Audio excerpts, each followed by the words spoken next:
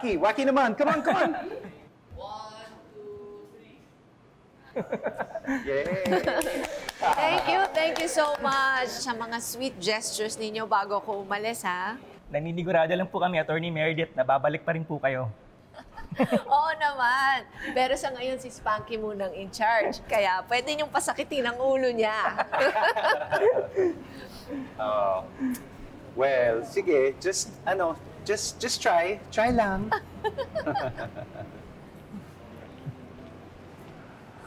Are you so excited to take a break from all this? Actually, mamimiss ko kayong lahat. Really? Even Calorena? Ay, nako. Siyang makakamiss sa akin. And in fact, I'm sure, hahanap at hahanap yun ng paraan para sirain ang araw ko. But that's okay. Looks like someone special also came to say goodbye.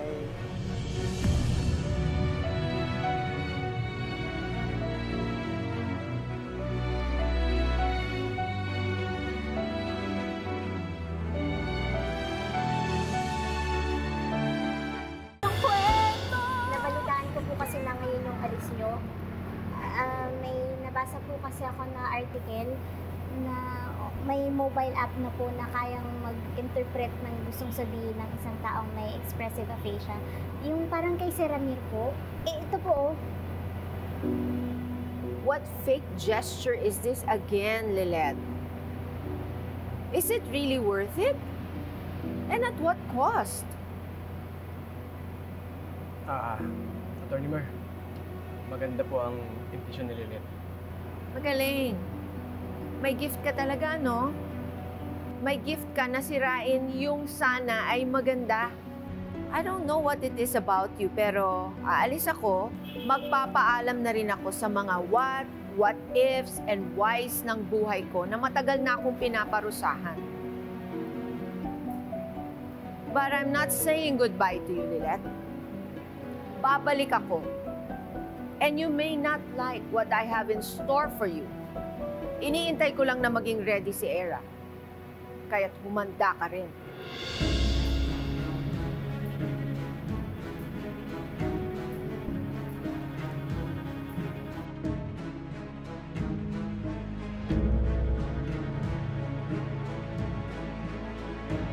Happy! Let's go?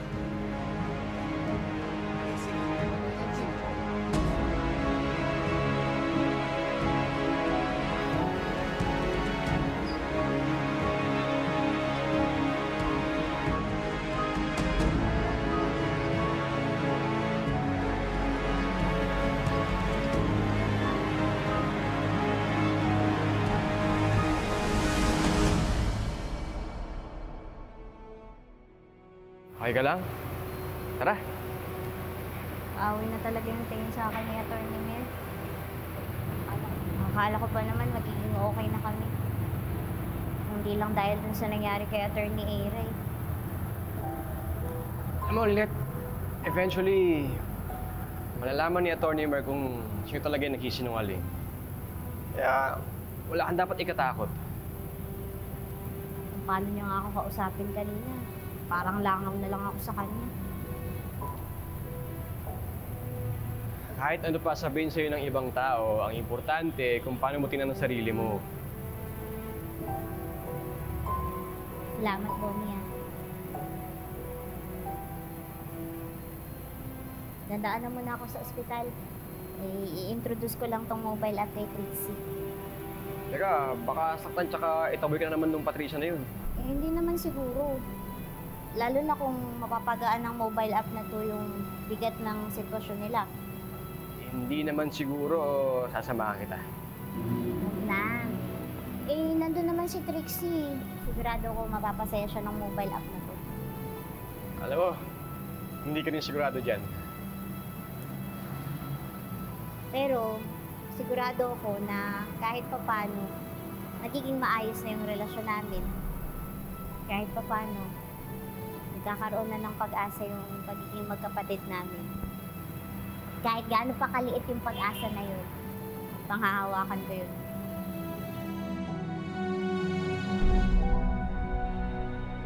Water. Water.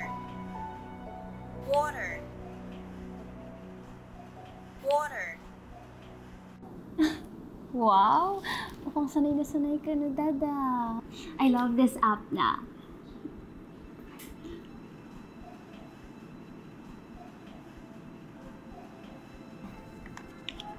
Careful.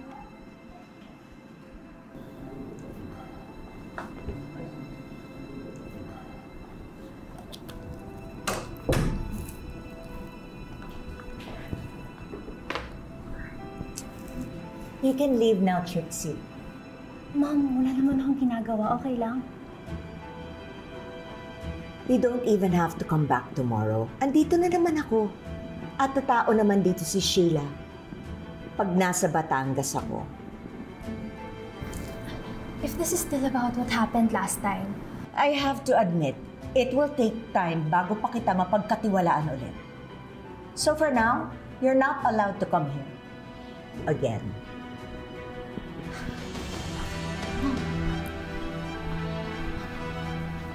you don't have to do this. Can you please shut up? That technical device? It won't solve anything. I don't trust this AI. I don't even trust you right now. Pinagsama mo pa talaga yung Lilet at Meredith na yon. Bakit ba galit na galit ka kay Atty. Meredith, ha? Ano ba siya sa pamilya natin? Bakit pati siya pinagtatabuyan mo? Doon ko pa sinabi sa'yo na wala dapat tayong pagkatiwalaan. It just has to be the three of us. Kaya ang sakit-sakit. Pati ikaw, hindi ko na rin ikaw mapagkakatiwalaan ngayon. My God! Tinuloy mo talaga yung pa-ceasefire mo sa Lilet na yon. Talaga lang? Ang bilis mo naman atang lumambot dun sa babaeng dahilan kung bakit nabaliwala yung pagre-rape sa'yo. May pa-ceasefire ka pa dyan. Walang ceasefire. It's not as if I'm getting chummy with Lilette, Mom! Then prove it! I want to see that Trixie pagkatapos ng lahat ng kanyang pinagdaanan. I want to see the Trixie who knows her worth. Someone who loves her family na ayaw na niyang masaktan pa sila ulit. Someone na makakaharap dyan sa Lilet na yan at sabihin sa kanya na she's the worst person to have ever existed. Because from the time that she was born, problema na ang binigay niya sa atin.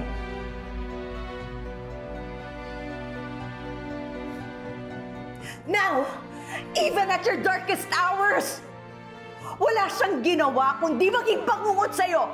Don't you ever forget that! Now leave! Leave!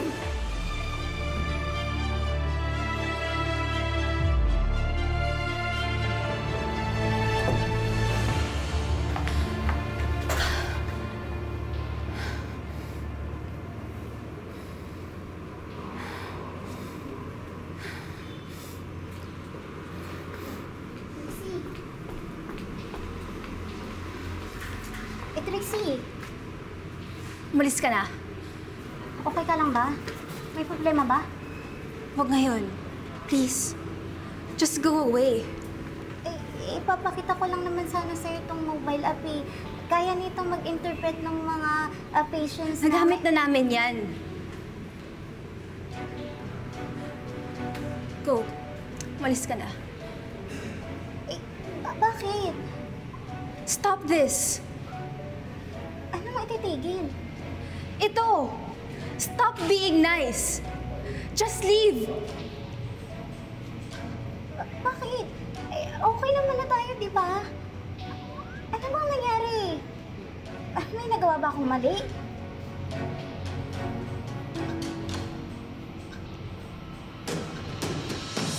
Is there something you want to tell me? I won't let you use that device! For what? Para mabunyag mo kahit kanino ang tungkol kay Lilet at Meredith?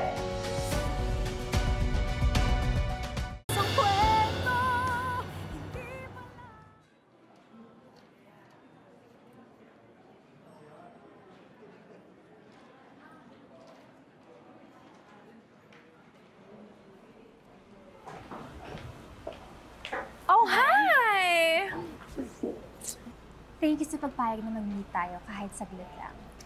Lagi namang biglaan tayo nagkikita. Hindi ako natigil, Lilet! Alam mo, Lilet, parang kulang ka eh. Ano ba? Yan! Yan! Maligo yung bagay sa'yo, Lilet! Have a seat.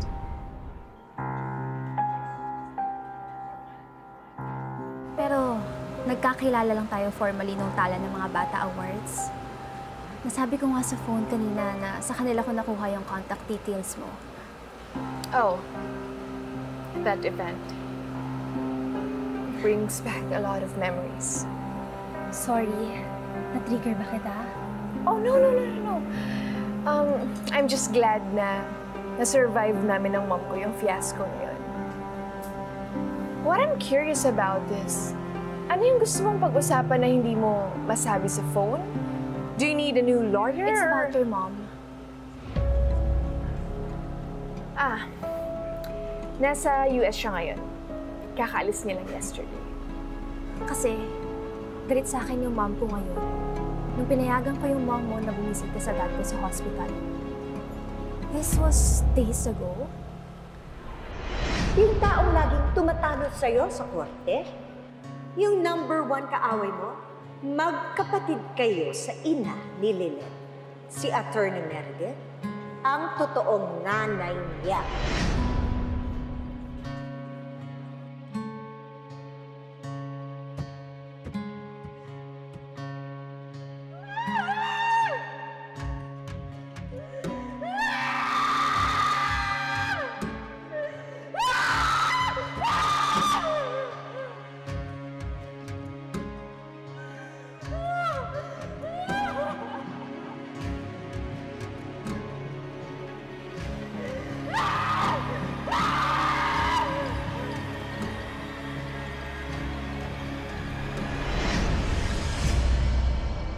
What do you mean?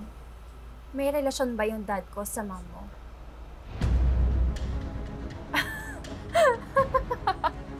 What? Seeing your mom's desperation, nakausapin yung dad ko kahit na puro ungo lang namin nagagawa niya ngayon after his stroke. Parang ang lalim na ng pinagsamahan nila. Don't you think may relasyon sila? No offense, Trixie, but I know my mom too well. Hindi niya papatulan yung dad mo dahil your dad is married. At pwede ba? Don't stress yourself sa kakaisip ng kung ano-ano. Baka naman kasi old client lang ng mom ko yung dad mo. Maybe. But I feel like there's something more to it.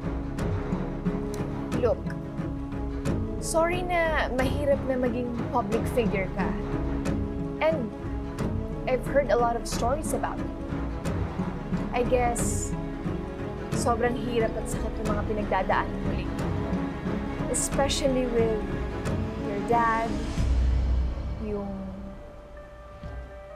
sex scandal, at yung rape. You believe me? Na nirape ako ni Ina. Of course, Trixie. Yung mga walang puso lang yung hindi maniniwala sa'yo. Remember that.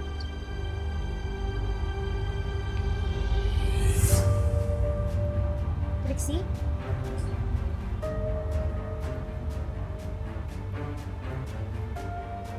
Anong ginagawa mo dito? Bakit kasama mo si Ira?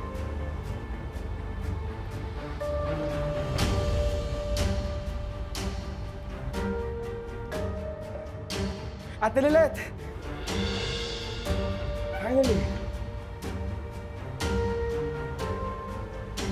Ate Lilet, tara na. We have a separate table pa with Mom. And Dad's still in his private meeting with Attorney Reyes. I think we should go.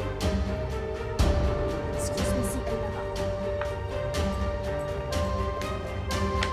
Ate Lilet, tara na.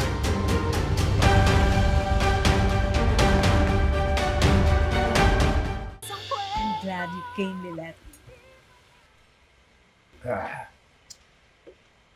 Nandiyan na sa VIP room si Attorney Reyes. Susunod na ako doon. I'll catch up with you later. I want to get to the bottom of this DNR fiasco. Excuse me. Cons, huwag ka na umorder ng alak doon. Baka lasing ka na. I can handle my alcohol. And I'm going to handle that Attorney Reyes. Dad, Go eat, anak. In-orderan na kita, ha? Lilet, you look so anxious. Ayos ka lang ba? Oo naman po. Hindi lang po ako pwedeng magtagal. May kailangan po kasi si Tinang. but Ate Lilet, you should at least finish your food. Pasensya na po talaga. It's okay. Pero pasalubungan mo si Tinang, ha? Mom, I'll cut to the chase na.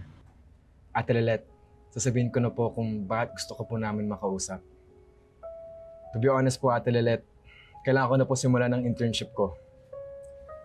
And of course, he wants only the best. So, in that note, can I please be your intern, Ate Lilet? Ha? Bakit po ako? Marami naman pong senior associates tsaka yung daddy mo. Please, pumayag ka na para sa kapatid mo. Pagbigyan mo na. Siyempre, mas kampante ako if he is under your supervision. Please, Ate Lilet, it can only be you. Can I please be your intern?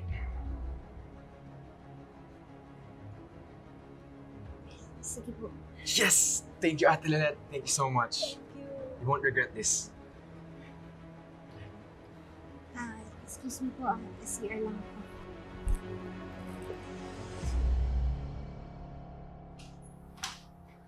Trixie. You're still shaking. Sinubukan ko magpakabait.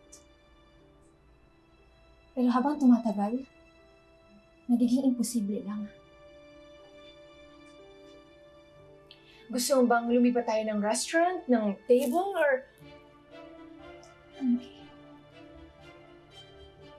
Are you sure?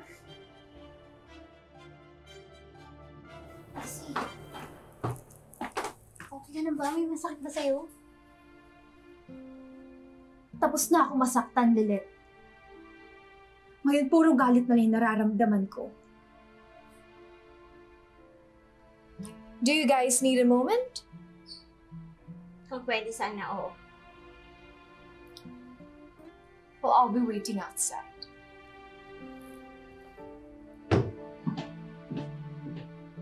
Tama nga si Mom. I was so crazy para bigyan ka pa ng isang chance. Para ano? Para sa change? Peace? But how is that even possible, Lilet, kung enabler ka pa rin ng rapist ko? Trixie, please, tama na to. Magbati na tayo, please. Mas mapapabilis yung paggaling ni Sir Ramir pag nakita niya na okay na tayo. No! No! You don't get to tell me what to do and what's best for my dad, Lilet. My dad! Hindi ko yung magbibigay ng solusyon sa mga problema ko. Kasi ikaw mismo yung problema ko. Newsflash! Hindi ka Diyos. Walang Diyos na bobo. Noong nautukan ni Ino, it only showed how gullible and stupid you are. Idiots of all idiots. You know what? Konting-konti na lang. The world will finally realize na benta ka lang naman sa mga tao. Kasi isa kang special little person na naging abogado.